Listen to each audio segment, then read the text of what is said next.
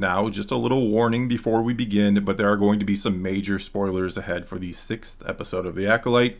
So if you haven't seen it yet and you don't want anything ruined, it is a really, really good time to click away. Alright, so once again this week, or with this episode, this will not be my full-on deep dive into everything where I go over it pretty much scene by scene. That video should be out sometime tomorrow. Instead, this is going to be me more or less just discussing the more interesting or perhaps controversial elements of the episode, as well as giving my overall take or opinion of it, what I thought about it, good or bad. And what I thought about it was that, well, I think there was some good stuff in here, and that's where I will start out with the positive before getting into the not so positive. But yes, in all fairness here, there was one aspect of this episode that I kind of did like or enjoy, which was most, though not all, of the stuff with Qimir and Osha. I mean, I don't know that we needed to see her or watch her watching him take a bath. I don't know that we needed the peeping Tom scene. I don't know that we needed to almost see Darth cheeks, but thankfully they did cut away before that.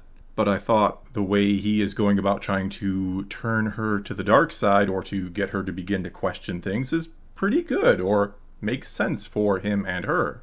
I even think it's a little reminiscent of the tactics we see out of Palpatine. Not that I necessarily want to compare those two, but it is similar to Palpatine's approach with Anakin, where it's not exactly about telling Anakin, or in this case Osha, how to think or to flat out make a case against the Jedi and then for the dark side, but rather to let their own problems or issues with the Jedi be how you get them to ask those questions.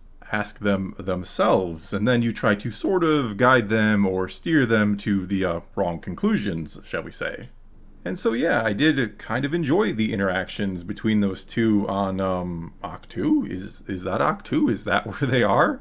I mean, I don't know if that has been confirmed anywhere. The show itself did say a unknown planet or something, so is it? And if that is, then we have a lot more to talk about, because I think there are some pretty big implications there. But for now, I'm just going to leave that alone until we know one way or another, and we might already know. I don't know if that has been announced outside of the show yet, but I'm just going to leave that alone for now. And again, go back to Qimir and Osha and how that was. Yeah, that was okay. It was pretty well done. I think the big problem I again have is the motivation, again, especially on the part of Qimir. He seemingly wants an apprentice for the sake of having an apprentice, which really isn't how the dark side works necessarily. They tend to want apprentices to use them. They have something to gain from them, and he really just kind of seems to want a friend. And sure, that is maybe just part of his deception, part of what he's doing to try to turn Osha to the dark side to make him look very friendly, I guess. But he did say basically the same thing to Sol, and I don't think he had any reason to really lie to him there. He did tell him he also wanted a friend, though not in those exact words, of course. He also at one point said something that makes no sense at all for a dark side user, even one who wants a friend. Though maybe it's also part of his scheme or deception to turn Osha, I don't know.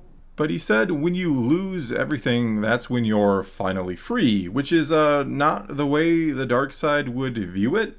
That is more along the lines of a view a Jedi might actually have, though they would say letting go instead of losing. And that is because the Jedi believe that when you have nothing to lose, you have everything to gain. That joy comes from giving and not taking from others. Whereas the Sith seek to have pretty much everything they can get their hands on because acquiring leads to short-term pleasure. That is what they are after. But when you do have everything, you can only lose it, of course, and that's what you're constantly afraid of. You are constantly afraid and mistrusting people because you think they're going to take what you have. Which is why the whole I want an apprentice to have a friend thing doesn't really make too much sense from the view of a Darksider. In fact, as Palpatine even talks about to Anakin in Revenge of the Sith, there's virtually nothing they fear more than losing their power or losing everything they have gained because they are the epitome of selfishness. And you may then try and argue, and I have seen many people arguing this for one reason or another, but you may then argue that Qimir isn't a Sith and he has a different belief or philosophy altogether. But I would argue embracing the dark side, which is selfishness, that is what the dark side is, that is how you fall to it. This is even said by Lucas himself. But when you get too selfish, you fall to the dark side, and with that will always come the greed for more and more and more, and then of course the fear of losing it. I would argue that is more of a dark side trait than just a Sith trait. It is the trait any dark side user is going to inevitably have. Also, what exactly would be the point of making Qimir something else besides a Sith? Why not use the Sith and explore them if you're going to do a show about Darksiders? And honestly, if the show went all in on that concept, or if it were more along the lines of what we see in this episode between those two, if it was more of, a Sith master trying to turn and train a, let's say, good intended person to the dark side, or maybe even trying to train a Jedi Padawan they had captured, trying to turn them with clever tactics, shall we say, and then once turned, they further train them in the ways of the dark side. They teach them the ways of the Sith, and we see how that then corrupts them. We see that apprentices' original beliefs, how they get twisted as they fall further and further to the dark side. We see them start to truly covet power and how they then plot to kill their master and take their place. And then it ends with them, killing their master and starting to train an apprentice of their own. It ends with the cycle continuing. And if they had done something like that with the show, basically, what we kind of see happen to Anakin in the prequels, but a little more in depth and a little more nuanced, or a lot more focused on just that aspect of it instead of the prequels, which had a lot more going on. Well, I think this could have actually been a really, really good show. There are hints of a good idea here, don't get me wrong. I think there is something here that really, really could have worked if done differently. I'm certainly not against the idea of a series that explores the Sith side of things, just as long as it is made clear. Not that you should have to make it clear, it should be pretty obvious with the Sith, but it should be clear that, the Sith are in the wrong. They are the epitome of evil and selfishness, and there is nothing redeeming about them. All the while maybe including the Jedi in some capacity, some sort of Jedi subplot that doesn't, paint them in a terrible light. That way we can kind of compare and contrast the two philosophies, and we can pit them right directly against each other and see why the Jedi philosophy is good and why the Sith philosophy is bad. In fact, what remains my biggest issue with this show, beyond just kind of poor quality or poor writing in general, is we have to bring the Jedi into this and make them look bad. We have to have this ongoing mystery with Sol and whatever he did in the past. And I can't help but feel like with every passing episode, whatever Sol or the Jedi did 16 years ago is made to feel worse and worse. Or should I say Sol's involvement is made to seem like it was worse and worse. Because he has gone from telling Osha a few episodes ago that there's something we need to talk about, but once I tell you, it'll all be clear and it'll make sense, to basically in this episode him saying I need to confess my sins to the Jedi Council because it was actually that bad. Everything that happened back then was our fault, and I don't know, I can't live with this guilt anymore, and we did see one of the Jedi not able to live with that guilt, literally. It's like we're just watching him fall apart right before our eyes, and that could, in theory, work, but you should kind of really give us some clues as to why first. I think this would work a lot better, not that I love the concept in theory to begin with, but I think it would work better if we actually kind of knew why he feels so guilty. We just see him falling apart and we have no idea why, and eventually we're going to be told. And I think that is going to be very soon. And I'm assuming this guilt he is feeling is the reason why he didn't sense that May was pretending to be Osha, though at some point he did figure it out and he then stuns her and now he wants to confess to her. He wants to confess to May. Which I'm assuming means next week we will finally be able to know what actually happened that night 16 years ago. We have waited to the end of the season to give us the context that I feel like we've needed all along. We are finally going to learn what he and the rest of the Jedi did that fateful night that was so bad. And I do still think that Qimir will factor into it somehow. I think he was there, and he did talk about the fact that, he was once a Jedi until his master did something to him, and that's how he got those scars. Though, when I think about it, he didn't say anything about the Jedi doing it to him. He said his master cast him aside and did it. And who knows, that master could be the master Sith who trained him or tried to kill him and kicked him out. I don't know. But he seems to want to imply to Osha that it was the Jedi. He might just be trying to mislead her, and it was actually his Sith master who did that when he failed something. Either way, I do think he was there that night, but that he wasn't actually a Jedi. Maybe he never was a Jedi. Maybe that is all a lie. But by his own fault, he kind of got caught up in the whole mess with the Jedi, and maybe that's how he was wounded, and why he now wants revenge on those 4 Jedi for ruining his big plan, or his master's plan, and getting him kicked out of the Sith. And that is why he wants a friend, because he misses having a friend. Basically, it's not exactly May who wants revenge on the 4 Jedi, it's him. He's kind of convinced her to seek revenge on the 4 Jedi, while Sol is telling her this story that will make it seem like, wait a second, what Qimir told me isn't lining up here, and I kind of believe you, and I seem to be have been misled by him, and it's actually not the Jedi's fault. I'm in the wrong or in the bad. And while that is happening, while May is having her revelation, we're going to see Osha pretty much doing the same. I think when she put on Qamir's helmet, when she put on the Stranger's Cortosis helmet, she will now be able to block out everything else and focus on the Force, and she will see what really happened all those years ago. And we, as the audience, will be kind of able to compare and contrast the two stories between what really happened, or what Sol thinks happened, and what May saw, or what Osha saw, or what they all saw. I don't know. But anyway, we will see what happens next week. Though, again, this week I did think a lot of the stuff between Osha and Qimir was pretty good. However, the stuff with Sol and May just felt like, I don't know, it felt like it didn't make any sense at all. I mean, at the end, when Sol has her chained up after he has realized it's May and he stunned her and chained her up, he says to her that we have to find your master. And I mean, you basically already captured him and refused to do anything about it other than let him be taken away by the bugs.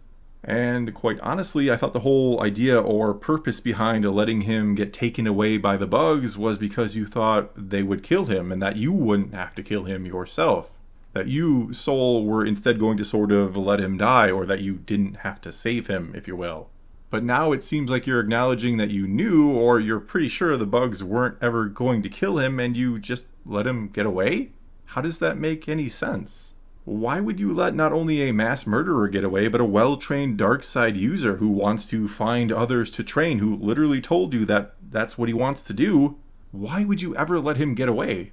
It's kind of like the ending of Kenobi all over again, where you have this terrible person in front of you, and you can finish them off, you can end their threat forever, but you instead walk away or let them get taken away because you can't bring yourself to kill someone who is unarmed, which, yeah, I understand the ramifications and the problems with that, but there are even bigger problems with letting someone go who has no qualms about killing people and will do it again and again and again. You can be pretty sure or rest assured they will, and thus any future blood they shed will now be on your hands as well.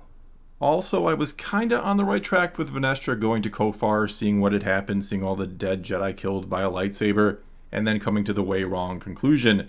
Though apparently she has come to the conclusion that, yeah, actually something pretty big has happened. Something potentially tied or balance shifting, she even says.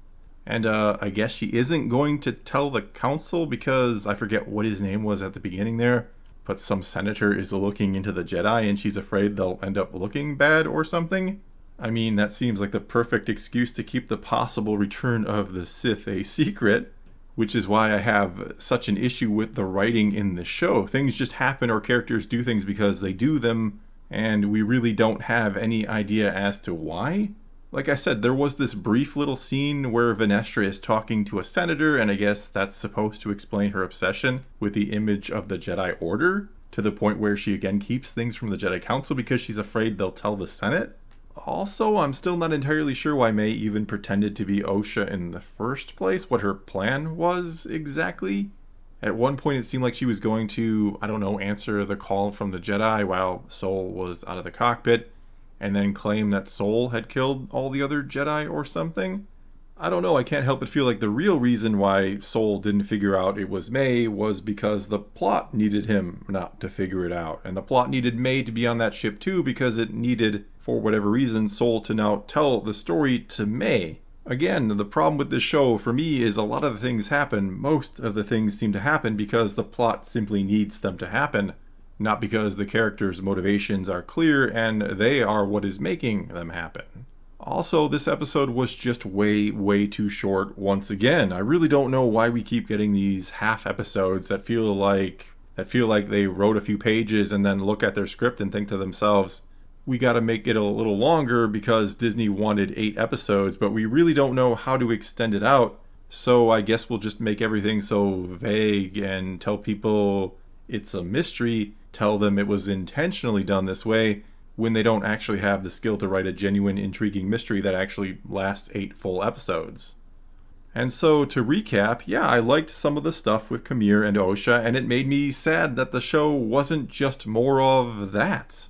That it wasn't just overtly about the Sith and what they do in secret, how they maybe recruit and try to keep the Bane lineage alive in the shadows, all the while trying to stay off the Jedi's radar, but maybe getting a little blip on it and getting their attention, and part of the story is trying to evade them, not going and killing a bunch of them.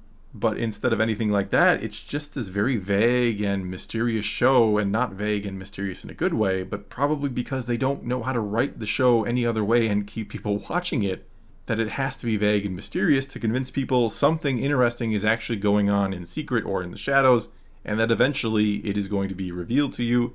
And well, next week I think we are going to have whatever this mystery is revealed to us. And we'll see if it is good or makes any sense or not. Well, that is going to be all I got for you this time. Now it is your turn to take to the comments below and tell me what you thought of this episode. Did you like it? Did you not like it? Did you find some parts good, some parts bad, or what? And whatever the case may be, leave a comment below and let's talk some Star Wars. And until next time, which should be my longer deep dive into this episode tomorrow, but until next time, thanks for watching.